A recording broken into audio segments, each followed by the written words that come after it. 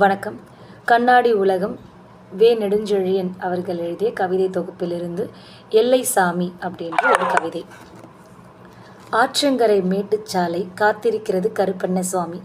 அந்தியின் தலையை கோதுகிறது இருள். காத்து கருப்பு அலைகிற நேரம் யாரும் போவாதீங்க. முன்னோர்களின் குரல்களால் ஊளையிட்டது காற்று. இருளுக்குள் ஒடுங்கியது அந்தி. சைக்கிளில் வந்து கொண்டிருந்தான் சீர்க்கை எடுத்துக்கொண்டே. கண்களை உருட்டி வயிற்றை தடவி காத்திருக்கிறது கருப்பண்ணசாமி.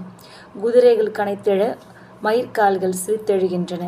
வழிமறித்து கோபாவைசத்தோடு நெல் யார் நீ என்றது ஆலை அறையும் குரலில். சார்லஸ் என்றான் சென்றான். ஏன் அவனை விட்டுவிட்டாய்? சுழன்று கனைத்தது குதிரை. என்னுடைய கோபமும் தாபமும் என்னுடைய ராஜ்யத்திற்குள் தான். அவன் பரலோக ராஜ்யம்.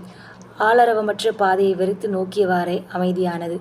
காற்றடங்கிய பெருவெளியில் கண் சுமிட்டின வெண்மீன்கள்.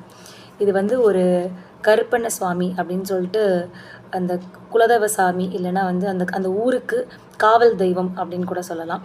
அந்த காவல் தெய்வத்துக்கும் மண் குதிரைக்கும் இருக்கிற ஒரு உரையாடல் மாதிரி எழுதப்பட்டிருக்கு.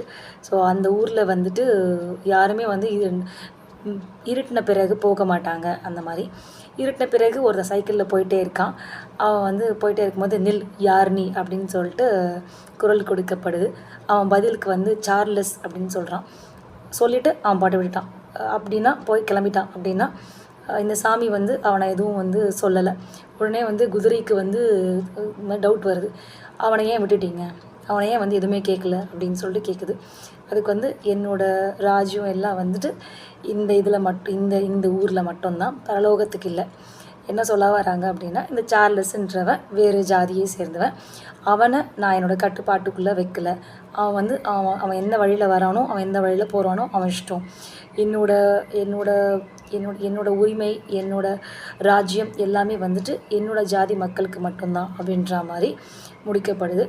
பட் இந்த பர்டிகுலர் கவிதையோட இந்த வர்ணனை ரொம்ப அழகாகவும் நேர்த்தியாகவும் வடிவமைக்கப்பட்டிருக்கிறது. அதுக்கு பாராட்டுக்கள். மற்றும் இதில் சாதி வேறுபாடையும் அழகாக கொண்டு தெரிவிக்கப்பட்டிருக்கு. நன்றி. மீண்டும் சந்திப்போம்.